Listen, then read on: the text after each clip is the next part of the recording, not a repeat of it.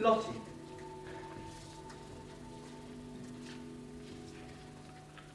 Jakob. The tray. Yuri. Eric. Little Eva. Brigitte and Joseph.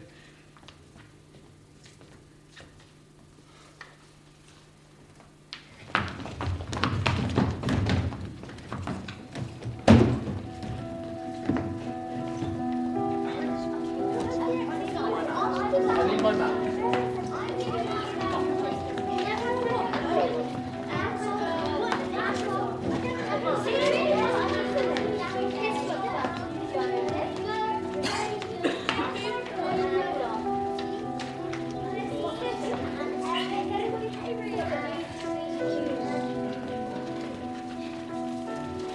Bye-bye, Mr. Finish. Hello, Mr. Chaplain. Here we are. Jakob, what are you doing? If we are to gain a full understanding of our geography, it's imperative that we use up-to-date maps. Jakob. It's changed. Afraid so, Eric. So long and farewell, Sudetenland. Hey! My Uncle Carol lives there. Sorry, Brigitte. So what now, sir? Excuse me? What are you here to teach us? I'm not a teacher. I'm actually a stockbroker. You know that.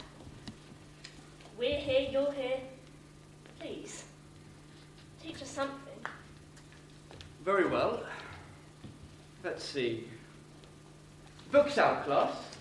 Now, mathematics. Oh. Numbers are important, my children. The world is full of numbers. In fact, if you think about it, it is nothing but numbers. To a banker, numbers are currency. To a child, numbers are friends. To understand how they work, their correlations with the workings of the world, is to understand the world itself. Therefore, what would you think if I said to you that I believe 1 to be a bigger number than 6 million?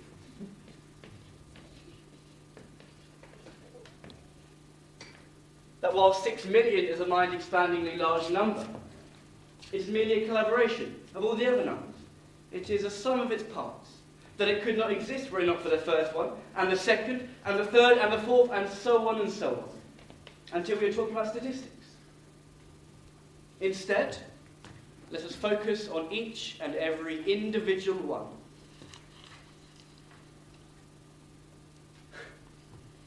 I see I may as well be speaking another language. Fine, that's fine. Books out, class. And can anyone remember? Edith remembered. She remembered walking home that summer's evening. Early summer, before the days were at their longest. The air was crisp and warm. And she inhaled the breeze. The smell of a country where she was beginning to live. A city she was beginning to love. Her father's hand felt rough in hers, yet never-endingly comfortable. She gripped onto him as she skipped and stumbled, trying desperately to keep up with his long, fatherly strides. He sang softly to the wind. Where is my home? Where is my home? Waters rustling over meadows, pine woods murmuring over the mountains, orchards radiant with spring blossoms, paradise on earth to see, and that is that beautiful land, the Czech land, home of mine, the Czech land, home of mine. Edith loved her father's voice. How gentle it was. How carefree it was. A new smell had entered her lungs. A new taste that she was not familiar with. The air became thick with it. The sounds of voices trickled, then filled the streets. Her father's grip tightened, his pace unrelenting. His voice halted. As they turned the corner, Edith saw the end of her life in Germany. The street was ablaze, angry flames licking and leaping at the sky. A crowd of hundreds strong caged the fiery beast as they sang and shouted. Edith stared into the mass. They seemed to be throwing. Papa, why are they setting fire to their books? Not now, Edith. Walk. The pace quickened as they darted down a quiet road. Edith spun and watched as the fire grew smaller behind her. The crowd grew quieter. The pace remained the same. The next day, Edith and her family returned to Prague. I can't remember my father's voice anymore. It was soft and carefree. I think it must have burnt out long ago, along with all those books.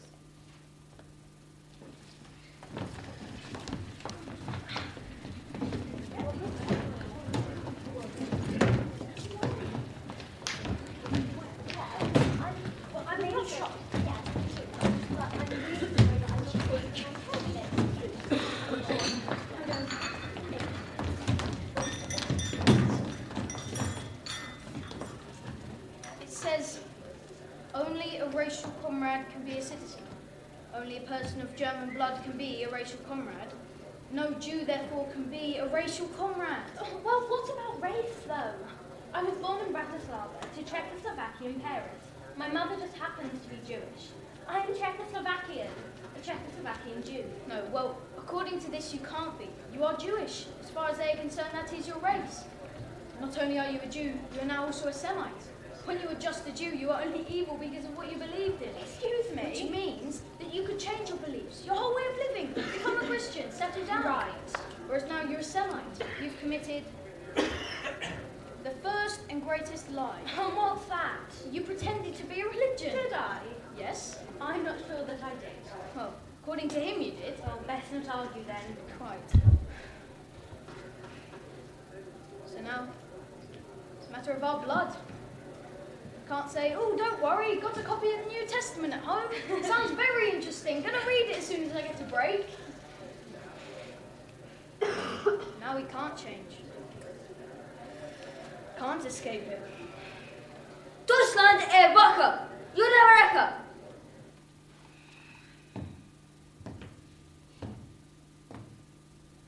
Deutschland Wache! Judewerke! Heil Hitler! Sprachen Sie Deutsch? Ja.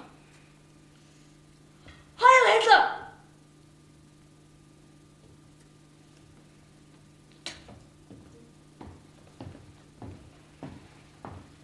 Who was that man?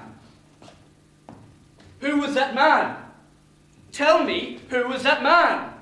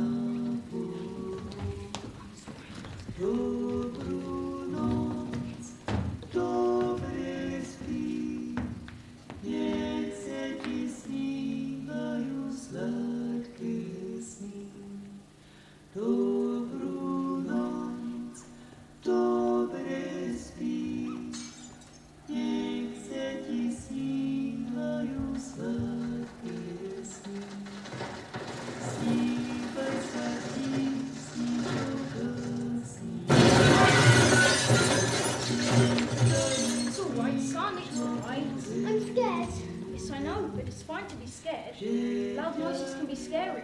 Just as long as you remember, they're just loud noises. I heard a loud explosion banging. That's right. Then I heard lots of birds, really loud and close by. So did I. What was it?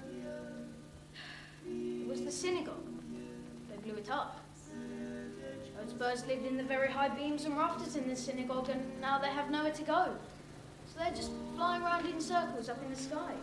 Why did they blow up the synagogue? Because they think with their guns and with their dynamite? Instead of with their heads and their compassion. Will they blow our house up? No. How do you know? Because I won't let them. This house has all our things in it. You don't think I'd let anyone blow it up and leave it to the crows, do you? No. You're safe, my boy. Don't you worry. Your papa will watch out for you while you sleep. And in the morning you will wake, the fires will be out, the noises will have stopped, and the crows will have made new nests. And most importantly, this house will still be here.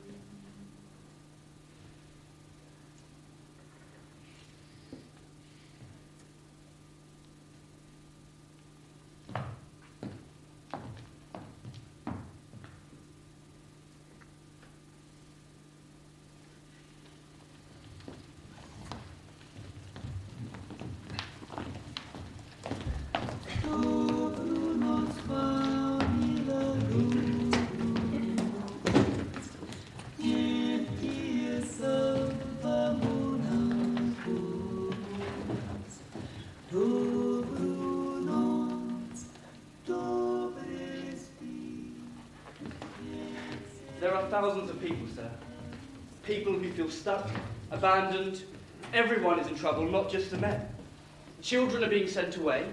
Businesses are under attack, or at the very least boycotted. They are having their basic human rights taken away from them, piece by piece. Scores of people have been killed, many more missing. Ordinary people, sir. Whole families gone. I know.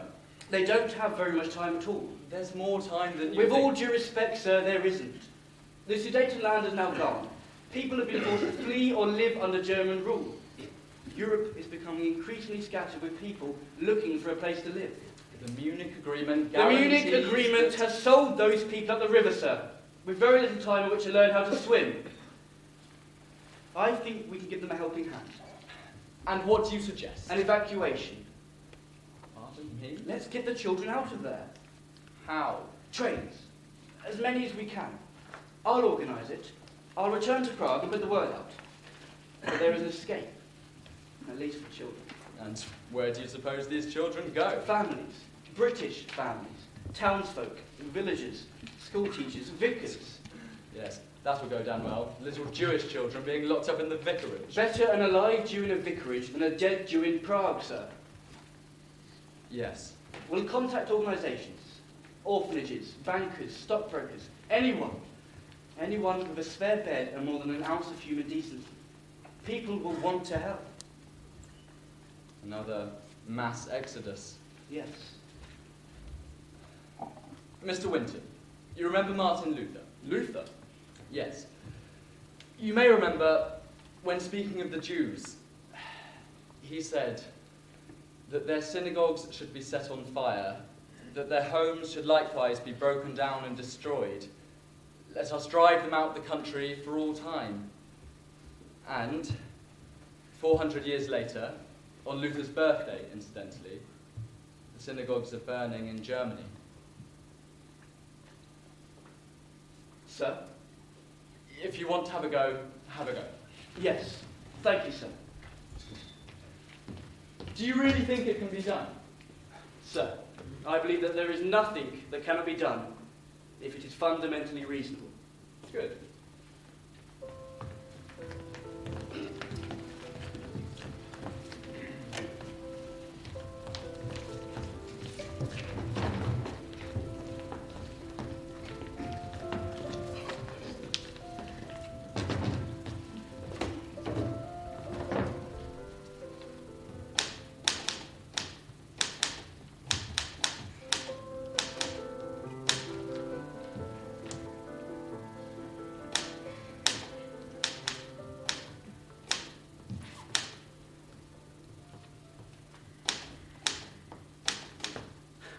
I'm busy.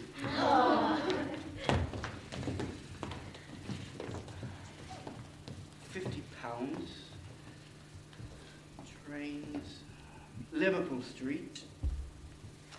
Wilson Station. Dear sir, I'm writing to you in the most urgent of circumstances. Need a home. Right. Jacob, you are 5769, David Miller, London N10. Brigitte, 5472, H. Morgan, London SW1. Eric, 7324, and Lottie, 12153. You will both read together. J. Fisher, Farringdon, okay? Joseph, 7823, L. Rogers, Carlisle. Where? Carlisle. North, near Scotland. What's it like? Near Scotland. Geary, 4572, S. Dunstan, Sidcup, Kent. Edith, 5992, N. Walker, Truro. It's by the sea. Eva, 5621. Don't worry, little one. You'll be with me. I've never been to the sea before, Edith. Me neither, Gareth. Well, you'll see it soon enough.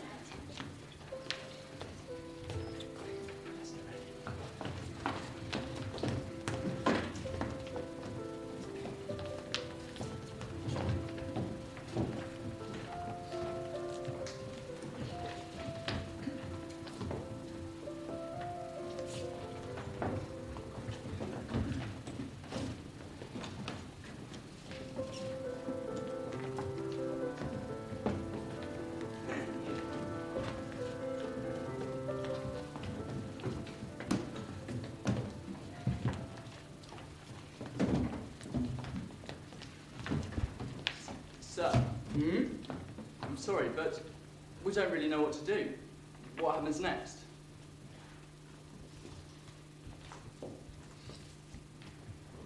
Third of June, Wilson Station. You'll be on the first train out of it. Now, it's a long journey, so be sure to have plenty of food with you. Can I have 2 sandwiches? Can you manage 2 sandwiches? Yeah. Well, then you must have 2 sandwiches. There won't be much room, so try and pack as little as possible. Clothes and a few special items only. A book, perhaps, or a photo of home, just as a reminder while you're away. Look out for everyone, all right? Sit with them on board. Play games, tell stories. Make sure they get up in London all right.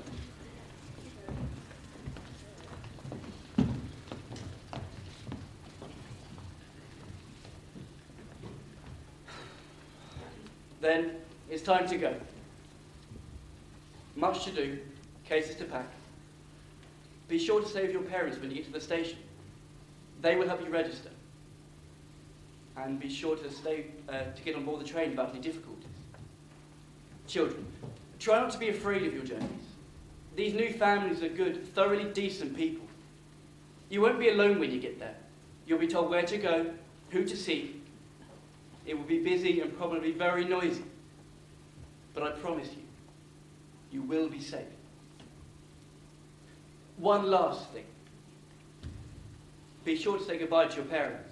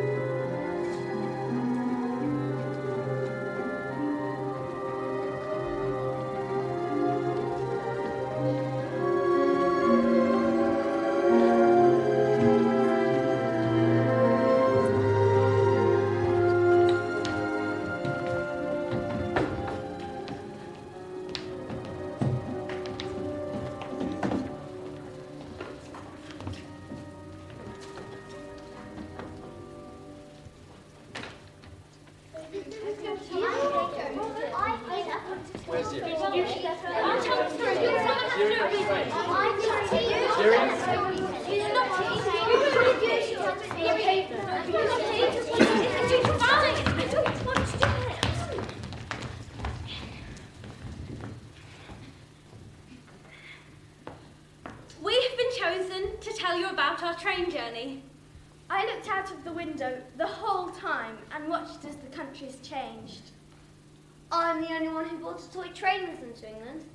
That is why I'm here. We left Prague in the morning and pulled away from the station.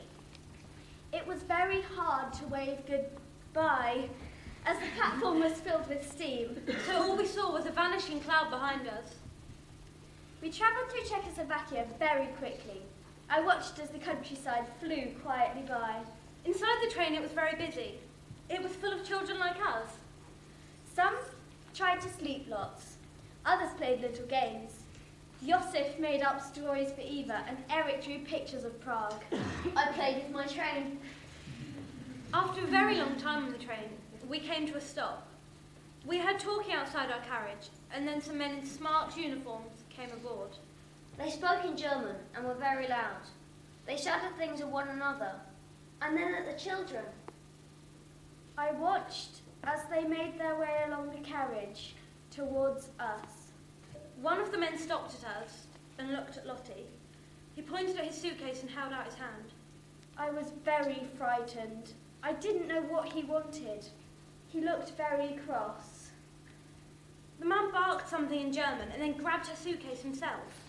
Very quickly he had opened it up and was rummaging inside, emptying the contents of my suitcase. The man laughed. Jakob stood up. "Leave that alone," he yelled at the top of his voice. Then he grabbed my things from the man in the uniform. The man looked shocked. He just stared at Jakob. Then he smacked him. He hit him in the mouth. That's how I got this cut on my tongue, see? We were all frozen with fear. But Jakob just stared at the man. Then a whistle and it was all over. The man left. A blast of steam and a new cloud. We were on the move again. The next time we stopped, it was much better. Some men, who I think were policemen, came into the train. They smiled a lot and spoke much quieter. Sounded a bit like German, but was more unfamiliar. They gave us water to drink. A lot of us were very thirsty. And then they produced this bread. But it wasn't like normal bread. It was really white. It tasted sweet and was really very soft in my mouth.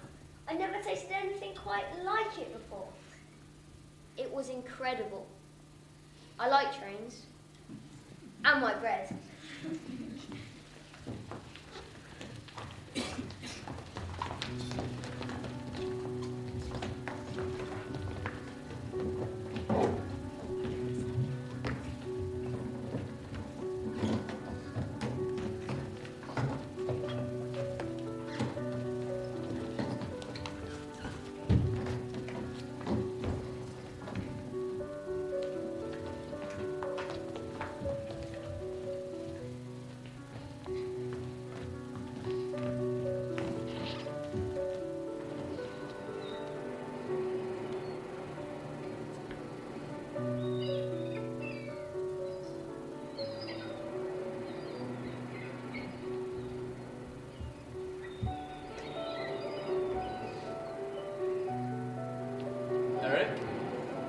Are you all right? I said, are you all right? Yes. We wondered where you got to. You know we're supposed to be inside. Yeah, I'm sorry. I just wanted to look at the sea. It's amazing. Well, they said it will get rough before we get to England, so let's get inside. Jakob, what is England? I'm not sure I know what you mean. England. What is it? Well, it's across the sea, not far from France, actually. It's on an island. That's why we have to get this boat. And when we get there, we'll get us onto another train to London, and this journey will almost be over. No more trains for a while, I hope. I mean, what's it like? I don't know. Me neither. In my head, it's very green and blue. Miles and miles of green fields everywhere, further than you can see. And covered in blue sky, deep blue, the kind that goes up and up. up into that sky and not be able to see anything but blue. Like looking into the sea now, but softer, more friendly. I hope there are mountains, huge snow-capped mountains, reaching up and trying to touch that never-ending sky. Back in Bratislava, before we came to Prague, we'd spend a holiday each year walking near the river. And it wasn't long before the river met mountains. We'd climb as high as we could and then sit and have our lunch. Mother would always give us a sandwich each and stuff it into our coat pockets in case we lost our bags, so we wouldn't go hungry.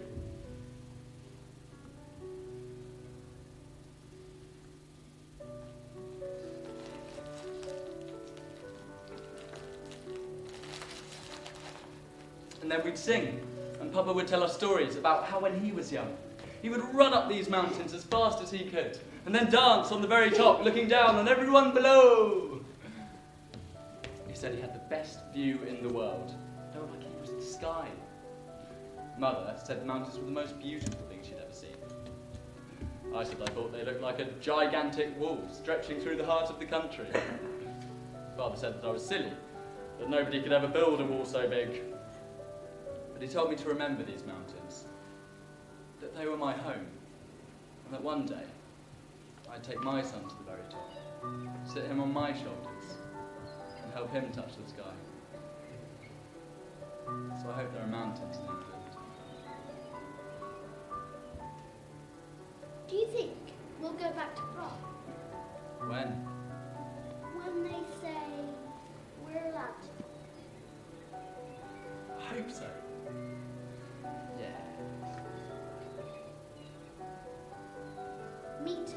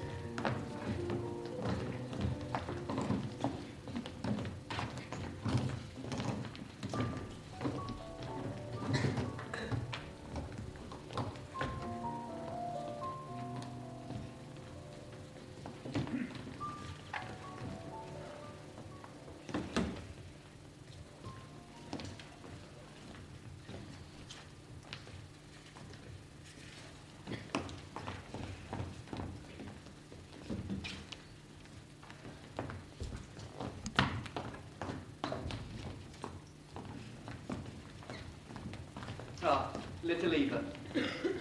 are you ready? No? Don't be frightened, Flower. I'm with you. Here we are.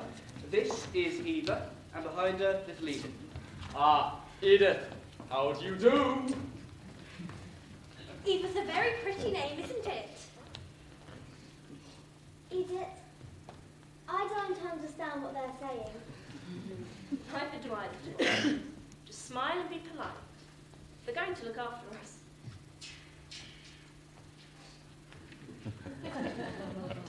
Who's that girl, Edith? That's their daughter. She looks very friendly. Ah, Edith, Eva, this here is our little Evie. Very close to your name, eh? What a happy coincidence. We're sure you'll be the best of friends. Eva! Evie! Eva! Evie!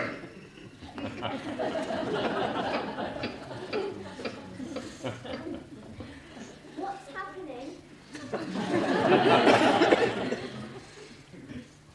I think their girl is called Eva too. Well, they're saying it wrong, Edith. Eva! Eva! That's the spirit. Here, we have these for you.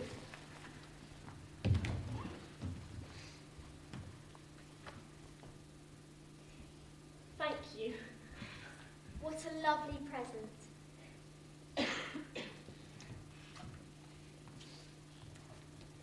Eva! Evie! My name's Evie. Eva! Evie!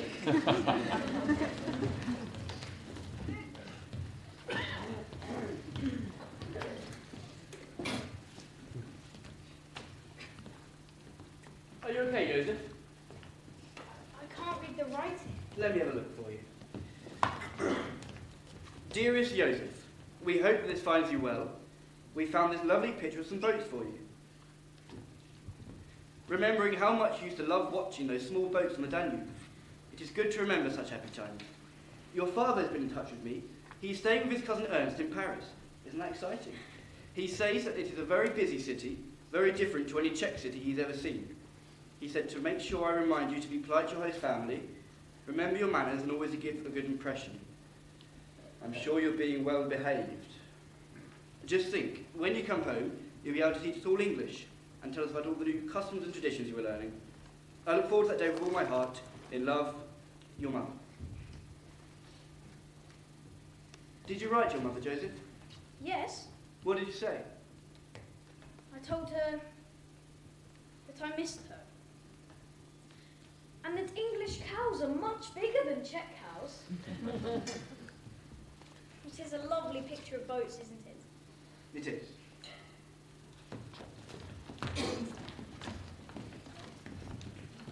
But I'm going to read it first because I have the paper. I've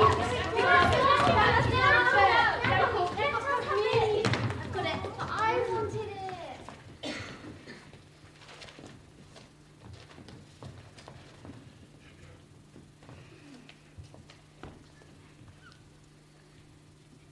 Another train arrived from London Liverpool Street Station today from Prague. Carrying on board those 250 helpless children. The fourth train to have arrived since June.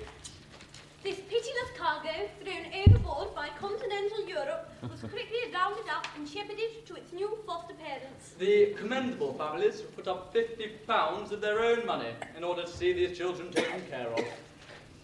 A fifth train arrived in London today. More evacuated children have been given new homes today, so they arrived in the capital, ready for a fresh start. The seventh train from Prague arrived yesterday morning. All on board well, if a little tired. An eighth train full of little lost souls. A ninth train. I am speaking to you from the Cabinet Room at 10 Downing Street. This morning, the British ambassador in Berlin handed the German government a final note stating that unless we hear from them by 11 o'clock, that they are prepared at once to withdraw their troops from Poland, a state of war would exist between us. I have to tell you now that no such undertaking has been received, and that consequently this country is at war with Germany. You can imagine what a bitter blow it is to me that all my long struggle to win peace has failed. Stop! What did you say? I don't know, I'm just reading what it Go says. back a few lines. Where to? No such undertaking. I have to tell you now that no such undertaking has been received, and that consequently this country is at war with Germany.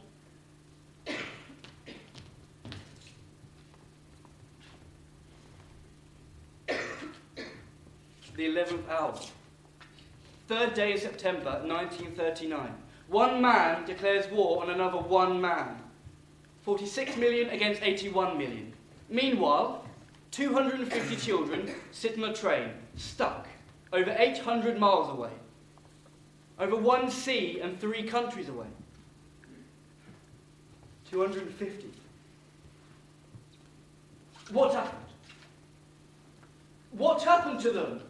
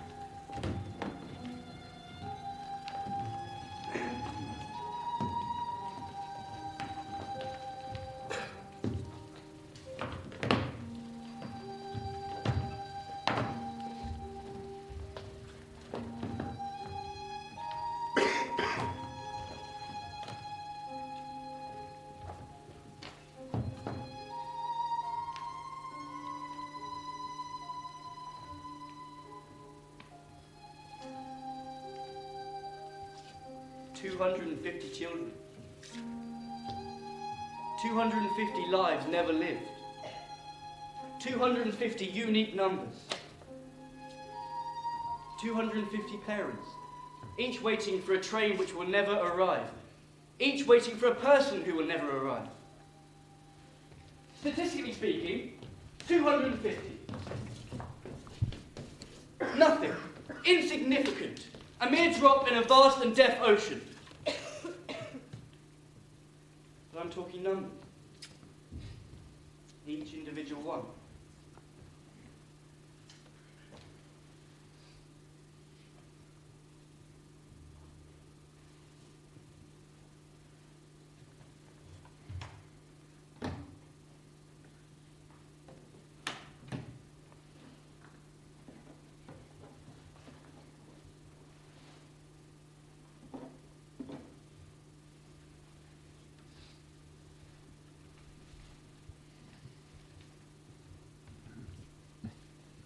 Open it.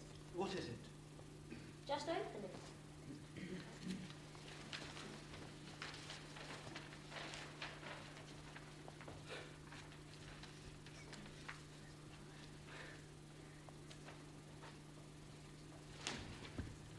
Thank you.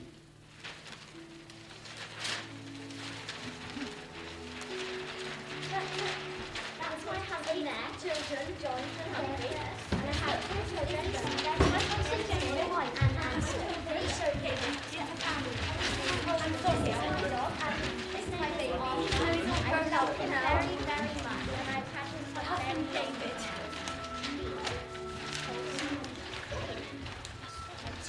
Imagine what an expensive Hanukkah it is for these children. And I've had him for very long time, and I love him very, very much.